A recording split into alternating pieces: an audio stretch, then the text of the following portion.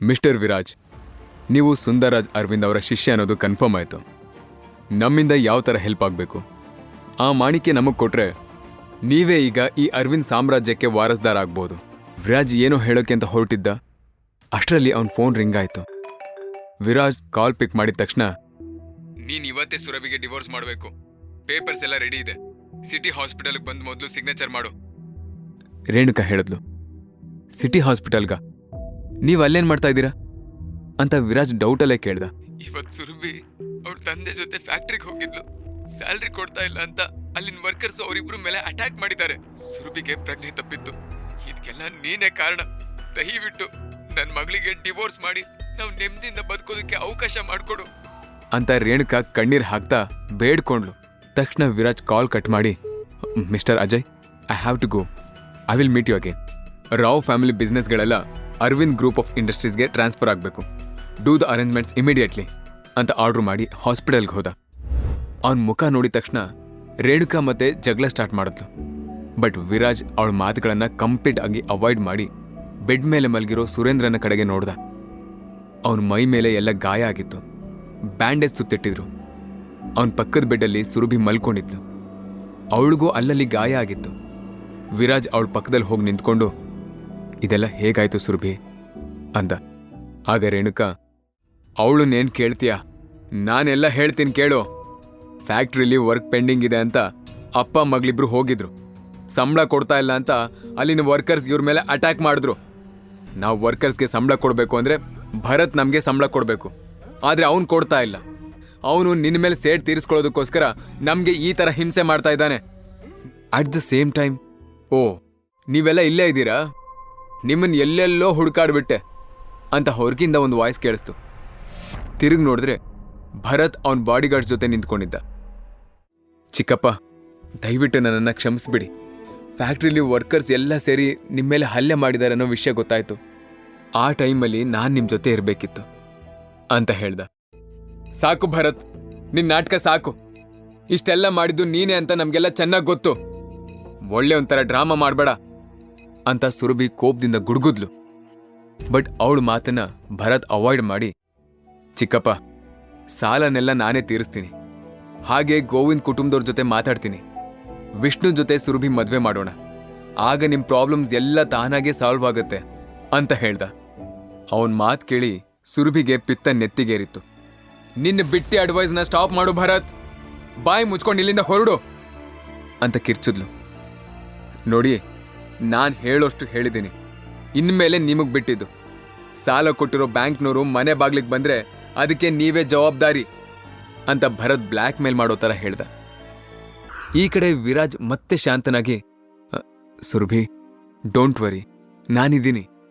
ಇನ್ಮುಂದೆ ನಿಮಗೆ ಯಾವ ತೊಂದರೆನೂ ಆಗದಿರೋ ಹಾಗೆ ನಾನು ನೋಡ್ಕೋತೀನಿ ಅಂತ ಹೇಳ್ದ.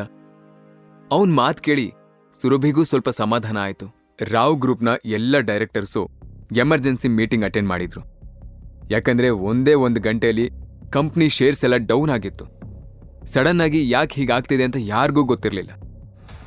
ಆಟ್ ದ ಸೇಮ್ ಟೈಮ್ ಇನ್ನೊಬ್ಬ ಅಲ್ಲಿಗೆ ಬಂದು, ಈಗಷ್ಟೇ ಕಾಲ್ ಬಂದಿತ್ತು, ಅರವಿಂದ್ ಗ್ರೂಪ್ ಆಫ್ ಇಂಡಸ್ಟ್ರೀಸ್ನ ಸೆಕ್ರೆಟರಿ ಹೇಮಂತ್ ಅವರು ರಾವ್ ಇಂಡಸ್ಟ್ರೀಸ್ ಬಗ್ಗೆ ನಿಮ್ಮ ಜೊತೆ ಮಾತಾಡ್ಬೇಕಂತೆ ಅಂತ ಹೇಳ್ದ. ಆ ಅರವಿಂದ್ ಇಂಡಸ್ಟ್ರೀಸ್ ಹೆಸರು ಕೇಳಿದ ತಕ್ಷಣನೇ ಎಲ್ರಿಗೂ ನಡ್ಕ ಸ್ಟಾರ್ಟ್ ಆಯಿತು. ಯಾಕಂದ್ರೆ ಬಿಸ್ನೆಸ್ ಕ್ಷೇತ್ರದಲ್ಲಿ ಈ ಇಂಡಸ್ಟ್ರಿ ದೇಶ ಮಟ್ಟದಲ್ಲೇ ದೊಡ್ಡ ಹೆಸರು ಮಾಡಿದೆ. ಅವ್ರ ಜೊತೆ ವ್ಯವಹಾರ ಮಾಡೋ ಧೈರ್ಯ ಯಾರಿಗೂ ಇಲ್ಲ. ಅವ್ರನ್ನ ಎದುರು ಹಾಕೊಂಡ್ರೆ ದಿವಾಳಿ ಆಗೋದು ಕನ್ಫರ್ಮ್. ವಿಜಯೇಂದ್ರ ಸ್ವಲ್ಪ ಸುಧಾರಿಸ್ಕೊಂಡು ಕಾಲ್ ಕನೆಕ್ಟ್ ಮಾಡಿ ಅಂತ ಸೆಕ್ರೆಟರಿಗೆ ಹೇಳ್ದ. ಅವನು ಹೇಳ್ದಾಗೆ ಕಾಲ್ ಕನೆಕ್ಟ್ ಮಾಡ್ದ. ಹಲೋ ಅಂತ ವಿಜೇಂದ್ರ ಹೇಳ್ತಾ ಇದ್ದ ಹಾಗೆ ಆ ಕಡೆಯಿಂದ ಹೇಮಂತ್, ಆರ್ ಯು ವಿಜೇಂದ್ರ ರಾವ್ ಅಂತ ಕೇಳ್ದ. ಎಸ್ ಅಂತ ವಿಜೇಂದ್ರ ಹೇಳ್ದ. ಆಗ ಸೆಕ್ರೆಟರಿ ಹೇಮಂತ್, ಇನ್ನು 1 ಗಂಟೆ ನಂತರ ಕಾನ್ಫರೆನ್ಸ್ ಅರೇಂಜ್ ಆಗಿದೆ, so all the directors should attend this meeting, especially ನಿಮ್ಮ ಅಣ್ಣನ ಮಗ ಭರತ್ ಈ ಮೀಟಿಂಗ್ ಅಟೆಂಡ್ ಮಾಡಲೇಬೇಕು ಅಂತ ಆರ್ಡ್ರ್ ಮಾಡ್ದ. ಇಷ್ಟೊತ್ತು ಕಾಲ್ ಲೌಡ್ ಸ್ಪೀಕರ್ನಲ್ಲಿದ್ದರಿಂದ ಹೇಮಂತ್ ಮಾತಾಡಿದ್ದು ಎಲ್ರಿಗೂ ಕೇಳಿಸಿತ್ತು. ಹೇಮಂತ್ ಬಾಯಲ್ಲಿ ಭರತ್ ಹೆಸರು ಬಂದಿದ್ದು ನೋಡಿ ಈ ಥರ ಕ್ರೈಸಿಸ್ ಆಗೋಕೆ ಭರತ್ ಕಾರಣ ಅಂತ ಎಲ್ಲರೂ ಅನ್ಕೊಂಡ್ರು. ರಾಜೇಂದ್ರ ರಾವ್ಗೆ ಮುಜುಗರ ಆಗಿ ತಲೆ ತೆಗೆಸ್ದ. ಅರ್ಧ ಗಂಟೆ ನಂತರ ಅರವಿಂದ್ ಇಂಡಸ್ಟ್ರೀಸ್ನಲ್ಲಿ ತುಂಬ ವರ್ಷದಿಂದ ಸೆಕ್ರೆಟರಿಯಾಗಿ ಕೆಲಸ ಮಾಡ್ತಿದ್ದ ಹೇಮಂತ್ 2 ಜನ ಲಾಯರ್ಸ್ ಜೊತೆ ಮೀಟಿಂಗ್ ಹಾಲಿಗೆ ಬಂದ. ಬಂದೋನೆ ಡೈರೆಕ್ಟ್ ವಿಷಯನೇ ಸ್ಟಾರ್ಟ್ ಮಾಡ್ದ. Hello everyone, I am Hemant. Rao group of industries ಸ್ವಾಧೀನಕ್ಕೋಸ್ಕರ ಈ ಕಾನ್ಫರೆನ್ಸ್ ಅರೇಂಜ್ ಮಾಡಿರೋದು. Also I am going to replace Arvind industries as the new chairman of Rao group of industries ಅಂತ ಹೇಳಿ ಚೇರ್ಮನ್ ಚೇರ್ನಲ್ಲಿ ಹೋಗಿ ಕೂತ್ಕೊಂಡ. ರಾಧಾಕೃಷ್ಣ ರಾವ್ ಅವ್ರು ಬದುಕಿದ್ದಾಗ ಅವರೇ ಚೇರ್ಮನ್ ಆಗಿದ್ರು. ಅವ್ರ ನಂತರ ಆ ಸೀಟ್ನಲ್ಲಿ ಕೂತ್ಕೊಳ್ಳೋ ಧೈರ್ಯ ಯಾರೂ ಮಾಡಲಿಲ್ಲ. ರಾಜೇಂದ್ರ ಮತ್ತೆ ವಿಜೇಂದ್ರ ಬರೀ ಎಕ್ಸಿಕ್ಯೂಟಿವ್ ಡೈರೆಕ್ಟರ್ ಆಗಿದ್ರು. ಈಗ ಹೊರಗ್ನೋರು ಯಾರೋ ಬಂದು ಚೇರ್ಮನ್ ಸೀಟ್ನಲ್ಲಿ ಕೂತ್ಕೊಂಡಿದ್ದು ಅವ್ರಿಗೆ ಯಾರಿಗೂ ಇಷ್ಟ ಆಗಲಿಲ್ಲ. ಬಟ್ ಅರವಿಂದ ಗ್ರೂಪ್ಸ್ ವಿರುದ್ಧ ಮಾತಾಡೋ ಧೈರ್ಯ ಯಾರಿಗೂ ಇರಲಿಲ್ಲ. ಕೂಡಲೇ ಹೇಮಂತ್ನ ಲಾಯರ್ ಅಲ್ಲಿದ್ದವ್ರಿಗೆ ಒಂದಿಷ್ಟು ಪೇಪರ್ಸ್ ಕೊಟ್ಟು, ಇವೆಲ್ಲ ಕಂಪ್ನಿ ಪ್ಲಾನಿಂಗ್ ಸಂಬಂಧಪಟ್ಟಿರೋ documents, read them all in once ಅಂತ ಹೇಳ್ದ. ಎಲ್ಲರೂ ಆ ಪೇಪರ್ಸ್ನ ಸೀರಿಯಸ್ ಆಗಿ ಓದೋಕೆ ಸ್ಟಾರ್ಟ್ ಮಾಡಿದ್ರು. ಮತ್ತೊಂದು ಕಡೆ ಹೇಮಂತ್ ಮಾತು ಮುಂದುವರಿಸಿ, ನಾವು ಕೊಟ್ಟಿರೋ ಪೇಪರ್ಸ್ನ ಎಲ್ಲರೂ ಸರಿಯಾಗಿ ಓದಿದ್ದೀರಾ ಅಂತ ಭಾವಿಸ್ತೀನಿ. ನಮ್ಮ ಅರವಿಂದ್ ಗ್ರೂಪ್ ರಾವ್ ಜ್ಯುವೆಲ್ಲರಿ ಗ್ರೂಪ್ನ ಡೆವಲಪ್ ಮಾಡೋಕ್ಕೋಸ್ಕರ ಅಕ್ವೈರ್ ಮಾಡಿದೆ. ಈ ಕಂಪ್ನಿ ಗ್ರೋತ್ ರೇಟ್ ಮೊದಲಿಗಿಂತ ಚೆನ್ನಾಗಿರುತ್ತೆ ಅಂತ ನಾನು ನಿಮಗೆ ಗ್ಯಾರಂಟಿ ಕೊಡ್ತೀನಿ ಅಂತ ಹೇಳಿ ಅಲ್ಲಿಂದ ಹೊರಟ. ಅದೇ ದಿನ ಸಂಜೆ 6 ಗಂಟೆ ವಿರಾಜ್ ಅರವಿಂದ್ ಕಂಪ್ನಿಗೆ ಹೋಗಿ ಬಂದಮೇಲೆ ತುಂಬಾನೇ ಚೇಂಜಸ್ ಆಗಿತ್ತು. ವಿರಾಜ್ನ ಹತ್ರ ಇದ್ದ ಆ ಪವರ್ಫುಲ್ ಮಾಣಿಕ್ಯದ ಪ್ರಭಾವದಿಂದಾಗಿ ಅರವಿಂದ್ ಕಂಪ್ನಿಲಿ ಎಲ್ಲರೂ ವಿರಾಜ್ನ ಮಾತನ್ನ ಚಾಚು ತಪ್ಪದೆ ಪಾಲಿಸ್ತಾ ಇದ್ರು. ವಿರಾಜ್ನ ಜ್ಯೂಸ್ ಪಾಯಿಂಟ್ನಲ್ಲಿರೋ ಚೇರ್ ಮೇಲೆ ಕೂತ್ಕೊಂಡಿರೋ ಹೇಮಂತ್ ಇವತ್ತು ಕಾನ್ಫರೆನ್ಸ್ನಲ್ಲಿ ನಡೆದಿರೋ ವಿಷಯವನ್ನ ವಿರಾಜ್ಗೆ ಎಕ್ಸ್ಪ್ಲೇನ್ ಮಾಡ್ದ. ಹಾಗೆ ಕೆಲವೊಂದು ವಿಡಿಯೋ ಕ್ಲಿಪ್ಸ್ ಕೂಡ ತೋರಿಸ್ದ. ವಿರಾಜ್ ಹೇಮಂತ್ ಬೆನ್ ತಟ್ಟಿ, ವೆಲ್ ಡನ್ ಹೇಮಂತ್, ನಾನು ಹೇಳಿದ ಕೆಲಸನ ಕರೆಕ್ಟಾಗಿ ಮಾಡಿದ್ಯಾ, ಥ್ಯಾಂಕ್ ಯು ಸೋ ಮಚ್. ಸರಿ, ಹಾಗಿದ್ರೆ ನೀನು ಮಾಡಬೇಕಾಗಿರೋ ಕೆಲಸ ಆಯಿತು, ನೀನಿನ್ ಹೊರಡು ಅಂತ ಆರ್ಡರ್ ಮಾಡಿದಾಗ ಹೇಮಂತ್ ತಲೆ ಆಡಿಸ್ತಾ ಅಲ್ಲಿಂದ ಹೋದ. ಅವನು ಹೋಗ್ತಿದ್ದ ಹಾಗೆ ವಿರಾಜ್ ಜ್ಯೂಸ್ ಪಾಯಿಂಟ್ ಹತ್ರ ಇಬ್ಬರು ಕಸ್ಟಮರ್ಸ್ ಬಂದರು. Excuse me, two mango juice ಅಂತ ಆರ್ಡರ್ ಹೇಳಿದ್ ಕೇಳಿ ವಿರಾಜ್ ಕ್ಯೂರಿಯಸ್ ಆಗಿ ಹಿಂದೆ ತಿರುಗಿ ನೋಡ್ದ. ಅಲ್ಲಿ ಸಂಯುಕ್ತ ಮತ್ತೆ ರಾಹುಲ್ ನಿಂತಿದ್ರು. ವಿರಾಜ್ನ ನೋಡ್ತಿದ್ದ ಹಾಗೆ ಸಂಯುಕ್ತ, ಓಹ್, ರಾವ್ ಫ್ಯಾಮಿಲಿ ಅಳಿಯನ ಜ್ಯೂಸ್ ಸೆಂಟರ್ ಇದೇನಾ?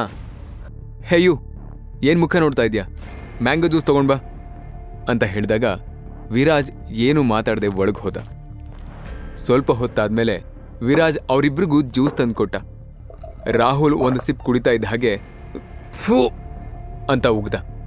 ಏಯ್, ಏನೋ ಇದು, ನೆಟ್ಟಿಗೊಂದು ಜ್ಯೂಸ್ ಕೂಡ ಮಾಡೋಕ್ ಬರಲ್ವಾ? ಕೊಳ್ತು ಹೋಗಿರೋ ಹಣ್ಣಿಂದ ಮಾಡ್ತಿದ್ಯಾ ಹೇಗೆ? ಆಗ ಸಂಯುಕ್ತ, ಎಲ್ರೂ ನೋಡಿ, ಇವನು ಕೊಳ್ತು ಹೋಗಿರೋ ಹಣ್ಣನ್ನ ಹಾಕಿ ಜ್ಯೂಸ್ ಮಾಡ್ಕೊಟ್ಟಿದ್ದಾನೆ, ಇದೇ ರೀತಿ ಎಲ್ರಿಗೂ ಮೋಸ ಮಾಡಿ ಎಲ್ರ ಹತ್ರ ದುಡ್ಡು ಕೀಳ್ತಾ ಇದ್ದಾನೆ ಇವನು ಅಂತ ಹೇಳ್ತಾ ನಾಟಕ ಮಾಡತ್ತು. ಅವಳು ಮಾತು ಕೇಳಿ ಅಲ್ಲಿದ್ದವರೆಲ್ಲರೂ ಗುಸುಗುಸು ಅಂತ ಮಾತಾಡೋಕೆ ಶುರು ಮಾಡಿದ್ರು. ಆಗ ವಿರಾಜ್, ಸ್ಟಾಪ್ ಟಾಕಿಂಗ್ ನಾನ್ಸೆನ್ಸ್, ನಾನು ಒಳ್ಳೆ ಹಣ್ಣನ್ನು ಹಾಕಿ ಮಾಡಿದ್ದೀನಿ, ಬೇಕಿದ್ರೆ ಈ ಜ್ಯೂಸ್ನ ನೀವು ಯಾರಾದರೂ ಕುಡಿದು ನೋಡಿ ಅಂತ ಹೇಳ್ತಾ ಗ್ಲಾಸನ್ನು ತಗೊಳಕ್ ಹೋದಾಗ ರಾಹುಲ್ ಅವನ ಮುಖಕ್ಕೆ ಜ್ಯೂಸ್ ಏರಿಸ್ಬಿಟ್ಟ. ಯು ಬ್ಲಡಿ, ತಪ್ಪು ಮಾಡಿದ್ದು ಅಲ್ಲದೆ ಅದನ್ನು ಮುಚ್ಚಾಕೋಕೆ ನೋಡ್ತಾ ಇದೆಯಾ? ಇನ್ನು ಮುಂದೆ ಅದು ಹೇಗೆ ಇಲ್ಲಿ ಬಿಸ್ನೆಸ್ ಮಾಡ್ತೀಯ ಅಂತ ನಾನು ನೋಡ್ತೀನಿ ಅಂತ ಹೇಳಿದಾಗ ವಿರಾಜ್ ಕಣ್ಣು ಇದ್ದಕ್ಕಿದ್ದ ಹಾಗೆ ಕೆಂಪಾಯ್ತು. ಅವನು ತನ್ನ ಕಣ್ಣಿಂದ ರಾಹುಲ್ ಬಾಯನ್ನೇ ನೋಡ್ತಾ ಇದ್ದ.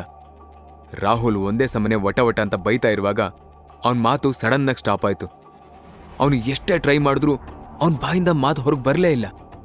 ರಾಹುಲ್ ತನ್ನ ಗಂಟ್ಲು ಹಿಡ್ಕೊಂಡು ಒದ್ದಾಡ್ತಾ ಇರೋದು ನೋಡಿ ಸಂಯುಕ್ತ, ಬೇಬಿ ವಾಟ್ ಹ್ಯಾಪನ್, ಏನಾಗ್ತಾ ಇದೆ ಅಂತ ಕೇಳಿದಾಗ ರಾಹುಲ್ ಅಂತ ಮಾತಾಡೋಕೆ ಟ್ರೈ ಮಾಡ್ತಾ ಇದ್ದ, ಆದ್ರೆ ಆಗ್ತಾ ಇರಲಿಲ್ಲ. ಅವನ ಮೂಕ ಭಾಷೆ ನೋಡಿ ವಿರಾಜ್ ಜೋರಾಗಿ ನಗೋಕ್ ಶುರು ಮಾಡ್ದ. ಈಗ ತಾನೇ ನೀವೇ ಹೇಳಿದ್ರಿ ಕೊಳ್ತು ಹೋಗಿರೋ ಹಣ್ಣಿಂದ ಜ್ಯೂಸ್ ಮಾಡಿದೆ ಅಂತ, ಅದ್ರ ಎಫೆಕ್ಟ್ಗೆ ಹೀಗಾಗಿರ್ಬೋದು ಅಂತ ಹೇಳಿದಾಗ ಸಂಯುಕ್ತ ಮತ್ತೆ ರಾಹುಲ್ ಬೆಚ್ಚಿ ಬಿದ್ರು. ವಿರಾಜ್ ಕಣ್ಣಲ್ಲಿದ್ದ ಆ ವಿಚಿತ್ರ ಶಕ್ತಿ ಯಾವುದು? ಆ ಶಕ್ತಿಯಿಂದ ರಾಹುಲ್ಗೆ ಮಾತು ನಿಂತೋಯ್ತಾ? ಈಗ್ಲಾದ್ರೂ ಸಂಯುಕ್ತ ಮತ್ತೆ ರಾಹುಲ್ ನಿಜ ಬಾಯ್ ಬಿಡ್ತಾರ?